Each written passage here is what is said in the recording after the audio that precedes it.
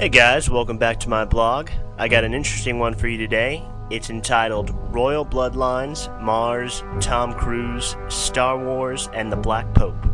I hope you enjoy it. I'm going to talk fast. President George Bush met with the Pope June 7th of this year, and Dan Brown, the writer of Deception Point and the Da Vinci Code, is also scheduled to meet with the Pope later this month. I find it a very odd occurrence that these two would be meeting with the Pope at rather the same time. If you know anything about Dan Brown's writing, conspiracy all over the place. This man here's name is Leo Zagami. He is a ex-member of the Italian Illuminati, a 33-degree Freemason, and a true insider and high member of the infamous Freemasonic P2 Lodge. He is well aware of the highest-ranking Illuminati officials being rooted in the Vatican, and knows for a fact that Bush is meeting with the Pope not to advise him, but to be advised.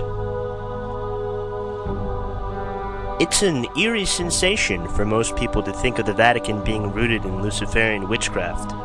Do what thou wilt shall be the whole of the law being their primary philosophy and motto. But once you blow the dust off your history books and read a little, the connections begin to become too difficult to ignore. Let's start with the Vatican itself, shall we? Vatican City is a landlocked sovereign city-state whose territory consists of a walled enclave within the city of Rome. At approximately 108 acres, it is the smallest independent nation in the world. Following the spiral staircase in the main wing of the Vatican Library, I found myself in another wormhole of discovery. I recently watched the film Mission Impossible 3, and there was a scene where Tom Cruise and his team have to break into the Vatican, one of the most secure areas to get into, humanly imaginable. This led me on another cognitive spike relating to Tom Cruise's recent shenanigans concerning the South Park Scientology episode, as well as his crazy rant slandering psychiatry, and of course his insanity witnessed on the Oprah Winfrey Show. L. Ron Hubbard, founder of Scientology, was fast friends with a man named Jack Parsons. Jack was an occultist and understudy of Aleister Crowley, and proclaimed himself to be the Antichrist of the new millennium. He also designed ballistic rockets for NASA in the shape of pentagrams.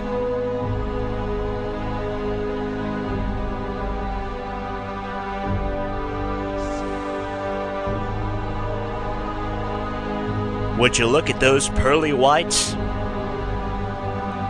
And this, of course, is the notorious Oprah Winfrey Show scene that he made. And here you have Popra. I can't make this stuff up, folks. Just Google it. Please notate the bling,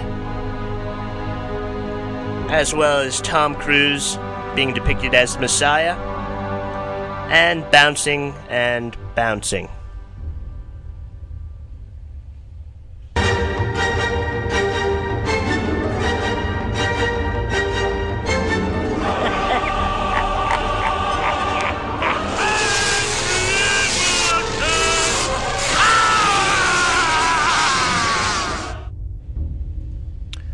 Okay, now things start to get a little weird. What does Tom Cruise shooting lightning bolts at Oprah Winfrey have to do with Zeus, Mars, the Black Pope, or Star Wars? Well, most logical people would say absolutely nothing. But the fabric of space-time appears to disagree with us on that one. Even if it is a wholly human phenomenon, it's enough to make your brain hurt. The character Raiden in Mortal Kombat, which also has wormhole and Stargate aesthetics throughout its plot, is the god of lightning. An immortal, he thinks in terms of eternity rather than normal human lifespans, and his memories date back to the beginning of time itself. Kratos, the main character in God of War, takes on Ares with the help of Zeus's lightning bolt ability that he gifts you halfway through your progress in the game.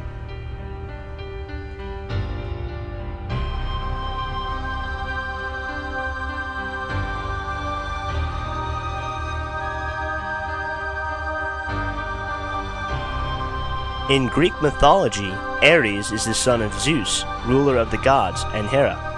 Though often incorrectly referred to as the Olympian god of war, he is more accurately the god of savage war, or bloodlust, or slaughter personified. The Romans identified him as Mars, the Roman god of war, whom they had inherited from the Etruscans. with Hellenic Ares, but among them Mars stood in much higher esteem, and it is also strongly associated with the ram sign.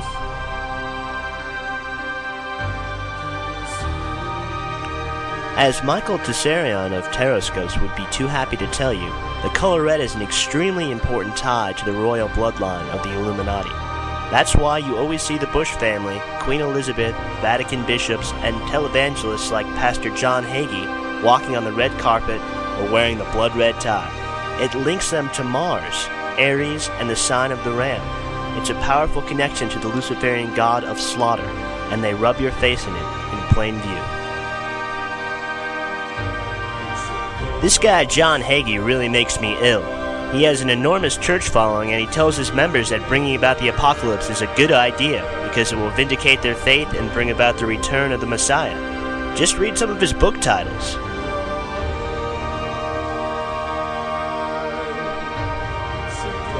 Making the extraterrestrial tie-in, Tom Cruise is known for working with Steven Spielberg, who has done a few films about the concept of alien life, such as E.T.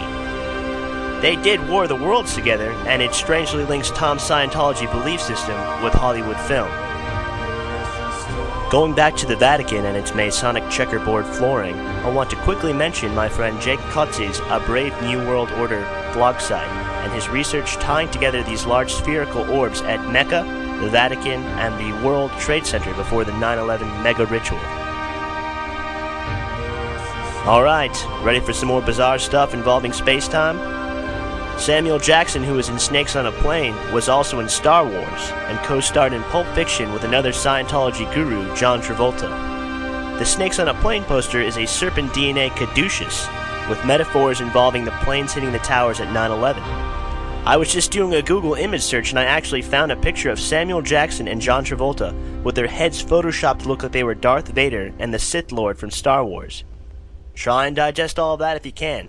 Here you have the Pope Grimace, and the Necro Pope doing the Necro Pope dance, Vampire Pope, and the Fat Gothic Pubescent Child Pope, and the Pyramid of the Illuminati, of course. Shh.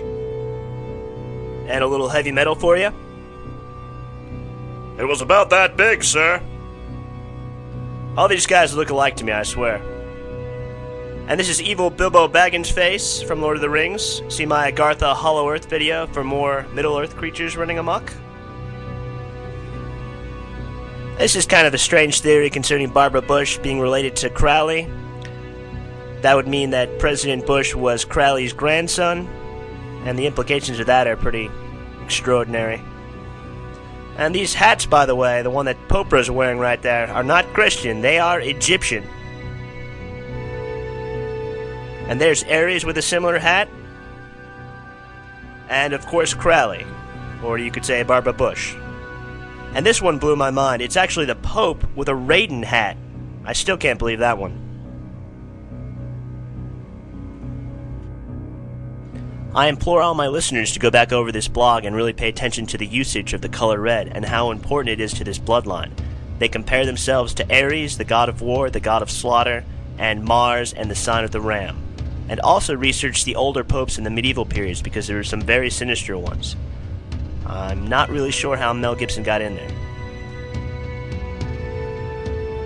There's those pearly whites again.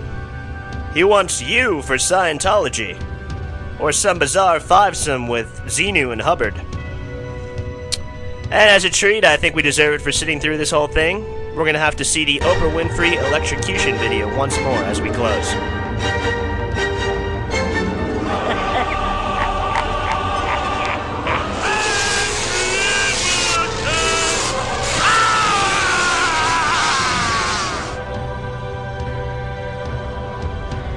Thanks again for watching, everybody.